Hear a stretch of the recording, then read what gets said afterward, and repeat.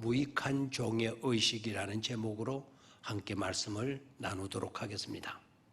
오늘 우리가 묵상하게 될 본문의 말씀은 누가복음 17장 10절 말씀입니다.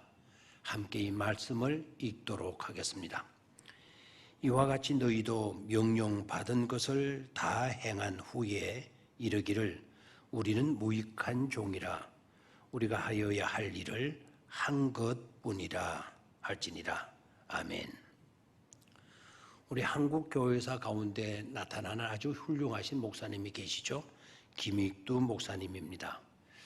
김익두 목사님은 많은 사람들에게 전도도 많이 해서 많은 구원받는 자들을 주님께로 이끈 목사님이기도 합니다. 김익두 목사님은 전도할 때마다 사람들이 찾아와서는 뭘 보여달라고 했다는 겁니다. 그때 김익두 목사님은 나를 보고 믿어라, 나를 보고 믿어라라고 합니다. 내가 변한 것을 보면 예수를 믿을 수 있지 않겠느냐? 내가 이렇게 변화된 것을 보면 너희들이 예수를 믿을 수 있지 않겠느냐라고 말씀을 했다고 합니다. 김익두 목사님은 그만큼 예수님을 만나고 나서 크게 변화된 것을 누구보다도 자기 자신이 확신하고 있었습니다. 한 번은 부흥회를 하기 위해서 기차를 타고 가는데 그때 옆자리에 노인 한 분이 앉아서 담배를 피우는데 자기를 향해서 연기를 뿜어냈습니다. 그래서 자리를 피해 다른 곳으로 가서 김익두 목사님이 앉았습니다. 그랬더니 이 노인이 따라와서 또다시 김익두 목사님 곁에 앉더니 연신 연기를 품어댑니다. 계속 그렇게 하니까 참다 못해 김익두 목사님은 그 노인을 밀었는데 그만 그 노인이 넘어져 담뱃대가 부러졌습니다. 그런데 주섬주섬 일어난 노인은 정색을 하며 말하기를 그러면 그렇지 김익두가 별 수 있겠어 하더라는 것입니다. 그때 깜짝 놀란 김익두 목사님이 나를 아느냐고 물으니까 언젠가 자네에게 맞아 죽을 뻔했던 사람인데 듣자니까 김익두가 변했다 해서 일부러 정말 변했나 안 변했나 시험해 보았던 거야 라고 하더랍니다. 그러니 얼마나 놀랐겠습니까? 그래서 잘못했으니 용서를 하라고 용서를 빌었습니다. 그러자 노인은 그만하면 되었네. 예전 같았으면 내가 오늘 자네에게 맞아 죽었을 것이네 하고 말하더라는 것입니다. 참 엄청난 변화입니다. 이것이 제대로 은혜를 받은 증거가 되는 것입니다. 백낙준이라고 하는 유명한 분이 계시죠. 이 백낙준 박사님은 아버지가 박수무당이었습니다. 이분도 예수님을 몰랐더라면 분명 무당이 되었을 것입니다. 그런데 그 시대에 그는 과감하게 예수를 받아들였습니다. 그리고 예수를 만나고 나서 그는 후에 이 나라의 대표적인 지성인이 되었습니다. 하나님의 은혜는 사람들의 인생을 이렇게 뒤바꾸어 놓습니다. 엄청난 변화를 안겨주는 것입니다. 바울도 똑같은 사람입니다. 바울도 예수를 알고 나서 180도 변화된 사람입니다. 가던 길을 완전히 되돌아 유턴해 간 사람입니다. 변해도 이렇게 변하기도 어려울 것입니다. 변화한 후에 바울이 본문에 바울서신에서 사도행전에서 이렇게 간증을 하죠. 나는 전에는 비방자요 박해자요 폭행자였습니다. 그 말은 나는 전에 깡패였었다는 것입니다. 나는 전에 그리스도인들을 잡아 죽이는 데 앞장섰고 박해자 핍박자 쉽게 말하자면 오늘날 조폭 깡패였다라는 고백을 합니다. 그는 스데반을 죽이는데 진두지휘했던 사람입니다. 깡패도 그런 깡패가 없습니다. 그런데 그가 하나님의 은혜로 긍휼을 입어 용서받고 사도가 된 것이죠. 그러고 나서 그는 고백하기를 나는 죄인 중에 괴수라고 간증을 했습니다. 참 극적인 은혜가 아닐 수 없습니다. 그렇습니다. 하나님을 제대로 만나고 하나님의 은혜를 제대로 받았다면 사람이 이렇게 변화하고 바뀌는 것입니다. 사람이 이렇게 바뀌게 되면 눈이 뜨이게 됩니다. 세상을 보는 눈이 뜨입니다. 허물 많은 사람을 보는 눈도 사랑스럽게 보이는 눈으로 달라집니다. 자기 자신도 특별한 존재로 보이는 것입니다. 또한 내가 해야 할 일이 새롭게 보이는 것입니다.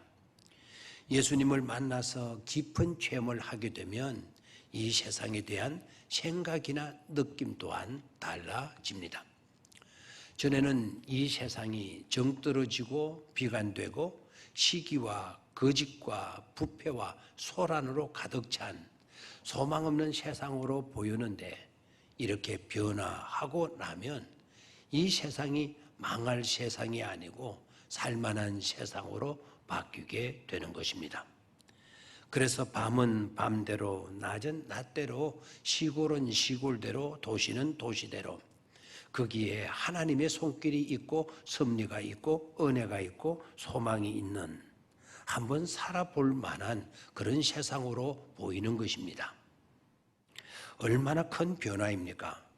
사람이 은혜를 입고 나면 이렇게 달라지게 되는 것입니다. 그래서 나오는 찬양이 495장 찬양이지 않습니까? 내 영혼이 은총 입어 중한 죄짐 붓고 보니 슬픔 많던 이 생상도 천국으로 화도다 라고 고백하게 되는 거죠.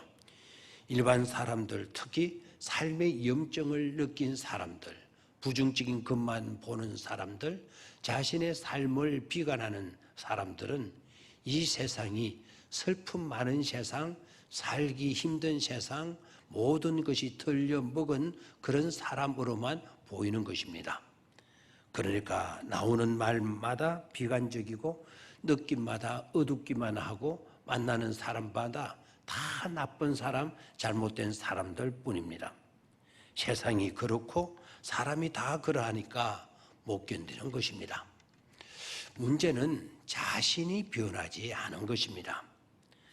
그뿐만 아닙니다. 주님을 만나고 은혜를 받아 변화된 것 같지만 실상은 전혀 그렇지 않은 교회 성도들도 교우들도 없지 않습니다. 교회 봉사도 열심히 합니다. 누구보다도 책임감 있게 주어진 일들을 헌신적으로 감당합니다. 성경도 읽고 큐티도 합니다.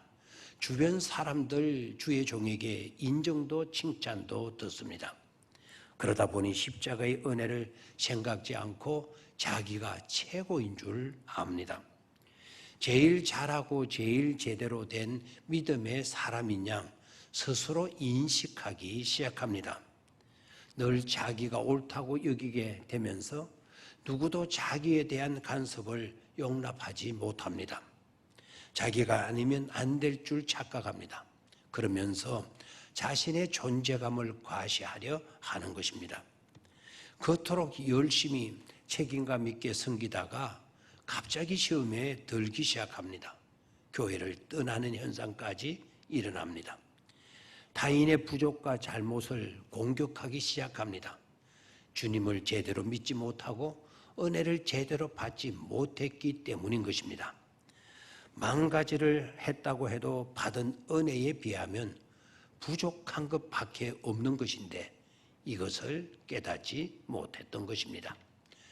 주님의 몸된 교회를 제대로 사랑한다면 그렇게 할 수 없는 것입니다. 내가 아직도 살아있기 때문에 그러합니다.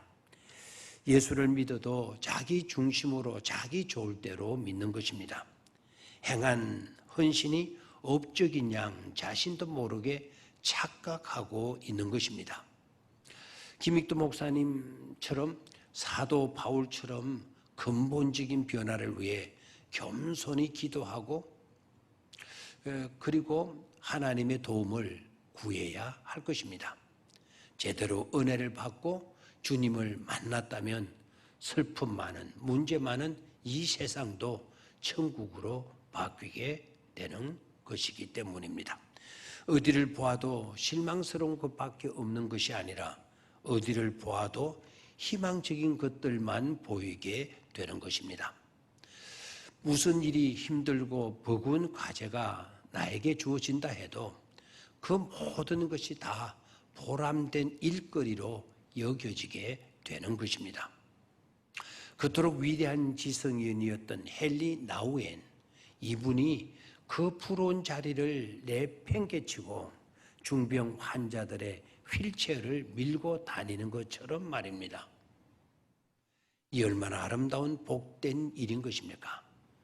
그리고 이 얼마나 아름다운 복된 변화인 것입니까? 다시 한번 오늘의 묵상 말씀을 보도록 하겠습니다. 이와 같이 너희도 명령받은 것을 다 행한 후에 이르기를 우리는 무익한 종이라 우리가 하여야 할 일을 한 것뿐이니라 할지니라. 아멘. 감사합니다.